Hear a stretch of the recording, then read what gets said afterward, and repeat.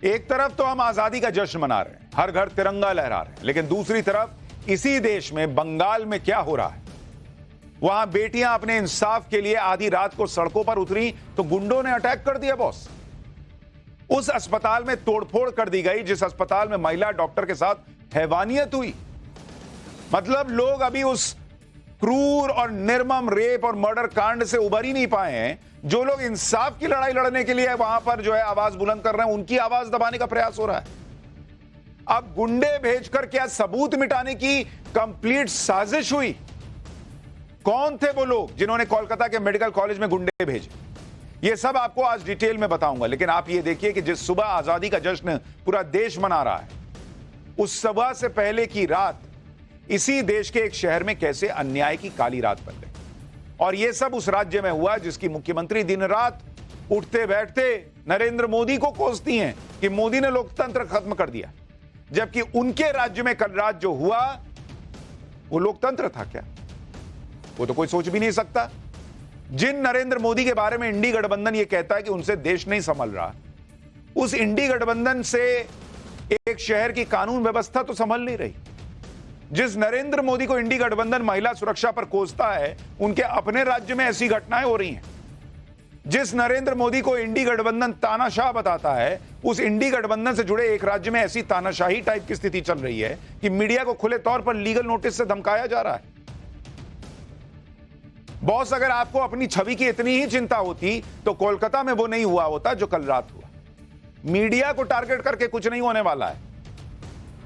आप क्या सोच रहे हैं कि हम खबर नहीं दिखाएंगे तो पब्लिक को पता नहीं चलेगा और हो जाएगा मामला शांत? मतलब लोग अब जो है वो न्याय की आवाज भी बुलंद ना करें। कोलकाता में जो हुआ उससे पूरा देश सकते में।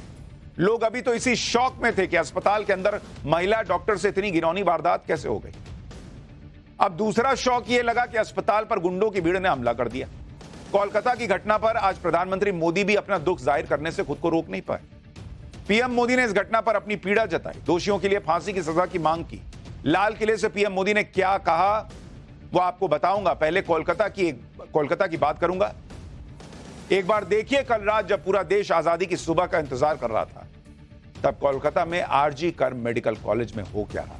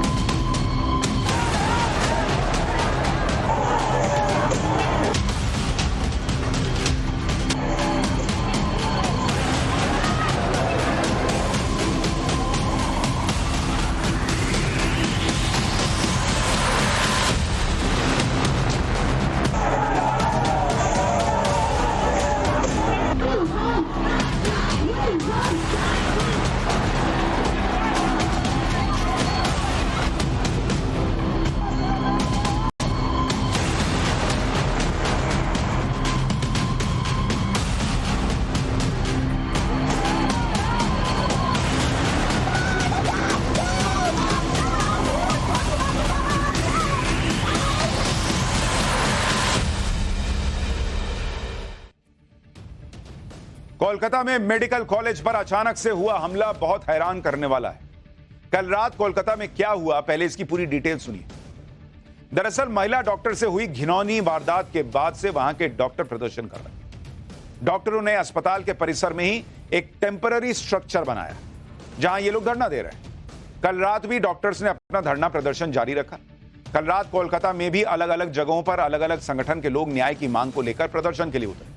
जगह जगह कैंडल मार्च निकाला जा रहा था और ज्यादातर जगह यह शांतिपूर्ण प्रदर्शन था। रिक्लेम द नाइट और वी वांट जस्टिस के नारे लगाते हुए यह प्रदर्शन अलग अलग जगह पर चल रहा था। लेकिन अचानक से रात 12 बजे आरजी कर मेडिकल कॉलेज के बाहर प्रदर्शनकारियों की एक भीड़ इकट्ठा हो जाती है। शुरू में ये लोग भी वी वांट जस्टिस के नारे लगाने लगते हैं। सबको लगा कि ये लोग डॉक्टरों के साथ हैं, इसलिए आए हैं प्रदर्शन करने। अंदर अस्पताल परिसर की बाउंड्री के जो डॉक्टर प्रोटेस्ट कर रहे थे, उन्हें धीरे धीरे इस प्रदर्शन में कुछ गड़बड़ी लगने लगी। डॉक्टर ये समझ चुके थे कि ये लोग प्रदर्शनकारी तो नहीं। डॉक्टरों ने पुलिस से इसकी शिकायत की कि बॉस ये लोग कौन है, हम नहीं जानते, आप देखिए इसको, और कहा पुलिस से कि जो बाहर भीड़ खड़ी है उसे हटाइए। लेकिन बंगाल पुलिस उन्हें हटा नहीं पाई। कुछ ही देर में यह भीड़ इतनी उग्र हो गई कि उसने गेट और बैरिकेडिंग को तोड़ दिया। अस्पताल के अंदर आ गई भीड़ और भीड़ का पहला टारगेट डॉक्टर्स का प्रदर्शन स्थल बना, जिसे हथौड़े और डंडे से बुरी तरह तहस नहस किया गया। इसके बाद यह भीड़ उस 7 मंजिला बिल्डिंग में घुस गई जहां महिला डॉक्टर से घिनौनी वारदात हुई। उग्र भीड़ ने ग्राउंड फ्लोर पर इमरजेंसी वार्ड को निशाना बनाया, महंगे महंगे उपकरण तोड़ दिए। भीड़ अस्पताल की 3री मंजिल तक पहुंच गई, खूब तोड़ फोड़ हुई। यह उग्र भीड़ उस 4थी मंजिल तक नहीं पहुंच पाई जहां सेमिनार रूम है, जो क्राइम स्पॉट है। ऐसा दावा है कि 3री मंजिल का गेट बंद था, वो टूटा नहीं, इस वजह से भीड़ वहां तक नहीं पहुंच पाई।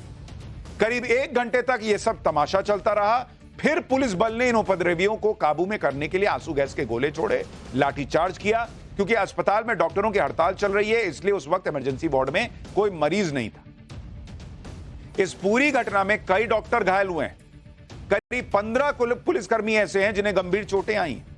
घायलों में एक आईपीएस अधिकारी और चौकी इंचार्ज भी शामिल। अब सवाल यह उठता है, यह भीड़ आई कहां से? इसने यह हमला किया क्यों? पुलिस वहां पर थी, वो इस भीड़ को रोक क्यों नहीं पाई? भाई, पहली घटना जब घटी, चलिए आप कह सकते हैं अस्पताल प्रशासन जिम्मेदार है, वहां की सिक्योरिटी जिम्मेदार है, पुलिस उस वक्त वहां तो नहीं हो सकती। बाद में जो पुलिस ने किया उसको लेकर सवाल भले खड़े हो जाए, लेकिन वहां जब यह सब हुआ तब तो पुलिस वहां थी और इतना सब कुछ हो गया।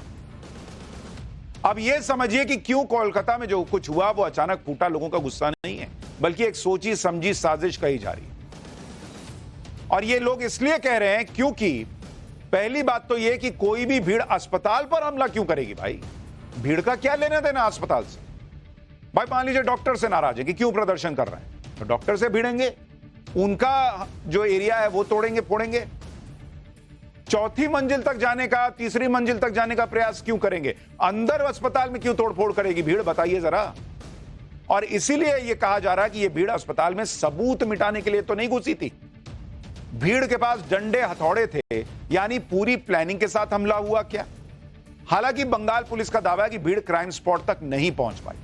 क्राइम स्पॉट बिल्कुल सुरक्षित है और इसलिए सबूतों से छेड़छाड़ की बात नहीं उठती। ठीक है, सबूत से छेड़छाड़ नहीं हुई, लेकिन भीड़ गई किस लिए थी, यह सवाल तो उठेगा। हालांकि पुलिस की इस थ्योरी पर भी 2 सवाल उठते हैं। पहला तो यह कि भीड़ सबूत मिटाने के इरादे से नहीं आई थी, तो फिर क्या ये लोग अस्पताल का औचक निरीक्षण करने आए थे क्या? भीड़ के अस्पताल पर हमला करने का एक ही मोटिव हो सकता है, सबूतों को मिटाना। दूसरी बात, भीड़ क्राइम स्पॉट तक गई नहीं या जाने में नाकाम रही, दोनों अलग अलग बातें हैं। क्योंकि यह दावा किया जा रहा है कि उग्र भीड़ 3री मंजिल तक पहुंच गई थी, वहां गेट बंद था, इसलिए 4थी मंजिल तक नहीं जा पाई। अस्पताल पर अचानक हुए इस हमले से एक और सवाल तेजी से चर्चा में आ रहा है कि क्या इस अस्पताल में कुछ ऐसा हो रहा था जिसे स्थानीय प्रशासन किसी हालत में सामने नहीं आने देना चाहता? यानी अभी उस पीड़ित डॉक्टर के साथ जो क्रूर रेप और हत्या हुई, उसके सवालों के जवाब मिलने बाकी ही हैं और कई सवाल खड़े हो गए। सबसे जरूरी बात यह भी है कि जिस दिन आरजी कर मेडिकल कॉलेज में सीबीआई की टीम आई, जिस दिन सीबीआई ने जांच शुरू की, उसी दिन रात को अस्पताल में सुनियोजित हमला कैसे हो गया? यह सिर्फ इत्तेफाक है। अभी तक जब तक सीबीआई ने जांच शुरू नहीं की, पुलिस जांच कर रही थी। भाई, डॉक्टर तो पहले भी प्रदर्शन कर रहे थे, तब यह भीड़ क्यों नहीं आई? जिस दिन सीबीआई पहुंचती है, जिस दिन सीबीआई जांच शुरू करती है, उसी दिन एक भीड़ आ जाती है और हमला कर देती है। तो पब्लिक पूछेगी नहीं कि यह साजिश है, यह चल क्या रहा है? आरजी कर मेडिकल कॉलेज में किस तरह से हमला हुआ और गुंडों ने कैसे तोड़फोड़ की, उसकी तस्वीरें आपको दिखाता हूं जो बड़ी डरावनी है। रात करीब 12 बजे आरजी कर मेडिकल कॉलेज के डॉक्टर्स प्रोटेस्ट कर रहे थे। इस प्रोटेस्ट को रिक्लेम द नाइट का नाम दिया गया। ट्रेनी डॉक्टर्स के रेप और मर्डर के विरोध और इंसाफ की मांग को लेकर यह प्रोटेस्ट कर रहे थे। इस दौरान वी वांट जस्टिस के नारे लगाए जा रहे थे। डॉक्टर्स और नर्सिंग स्टाफ प्रोटेस्ट कर रहे थे। उसी दौरान सैकड़ों दंगाई वहां पहुंच गए और तोड़फोड़ शुरू हुई। सबसे पहले दंगाइयों ने आरजी मेडिकल कॉलेज में लगाए गए पुलिस बैरिकेडिंग को तोड़ा। दंगाइयों की भीड़ अपने साथ लाठी, डंडे, हथौड़े लेकर आई थी। पुलिस की बैरिकेडिंग को दंगाइयों की भीड़ ने कुछ ही देर में तोड़ दिया। वहां मौजूद पुलिस दंगाइयों को रोकने में नाकाम थी। पुलिस बैरिकेडिंग तोड़ने के बाद उसके बाद हमलावरों ने डॉक्टर्स के धरना स्थल को निशाना बनाया। डॉक्टर के साथ रेप और मर्डर के विरोध में आरजी कर मेडिकल कॉलेज के डॉक्टर्स पिछले 6 दिनों से प्रोटेस्ट कर रहे थे। मेडिकल कॉलेज के अंदर ही एक जगह पर कुर्सियां और टेंट लगाकर डॉक्टर प्रोटेस्ट कर रहे थे। दंगाइयों की भीड़ ने उस जगह को भी तोड़ दिया। जो हाथ में आया उसे दंगाइयों की भीड़ तबाह करती चली। कल रात हालात इतने बिगड़ गए कि अस्पताल के डॉक्टर नर्स सदमे में हैं। वो सुरक्षा की मांग कर रहे हैं। नर्सेस को का तो बंगाल पुलिस से भरोसा उठ गया। नर्सेस की मांग है कि सेंट्रल फोर्स तैनात हो, तभी वो नाइट ड्यूटी करेंगी। सुनिए वो क्या कह रही हैं भाई। अभी तक तो बात नहीं कर पाए। एक्चुअली मैं पीछे थी ना, सुन नहीं पाई ये बात। तो जा रहे हैं बात करने के लिए। हम लोगों का डिमांड है कि प्रॉपर सिक्योरिटी चाहिए, तभी हम लोग नाइट ड्यूटी में आएंगे या ड्यूटी करेंगे। ठीक है, नहीं वैसा कुछ डिमांड हम लोग का डिमांड है। जो हम लोगों को जो इनसिक्योर फील कर रहा है, इसलिए हमारे सेंट्रल फोर्स डिमांड है। आर्म फोर्स वेस्ट बंगाल का पुलिस अपदार्थ है, वर्थलेस पुलिस। हम लोगों को काल प्रोटेक्शन नहीं दे रहा। काल रात को हम लोग इनसिक्योर था। सुरक्षा का बहुत ही जरूरत है हम लोग को। हम लोग नाइट नहीं कर पा रहे हैं, कोई ड्यूटी करना मुश्किल हो गया है। सेंट्रल फोर्स का डिमांड आप लोग कर रहे हैं? हाँ, हम लोग का डिमांड है। अगर वो नहीं होगा तो हम लोग को ड्यूटी करना मुश्किल है। अभी तो वो बंगाल की पुलिस पर इतने गंभीर सवाल खड़े हो रहे हैं। वहां बंगाल के लोग कह रहे हैं वर्थलेस पुलिस, किसी काम की नहीं है ये पुलिस। हमको सेंट्रल फोर्सेस आएंगी तभी हम नाइट ड्यूटी करेंगे, ये नर्सेस कह रही हैं। वो तो कहेंगी जब इस तरह की घटना हो जाएगी पुलिस के रहते हुए। कौन भरोसा करके आएगा कि कल को ये नहीं होगा? फिर इसकी गारंटी कौन लेगा?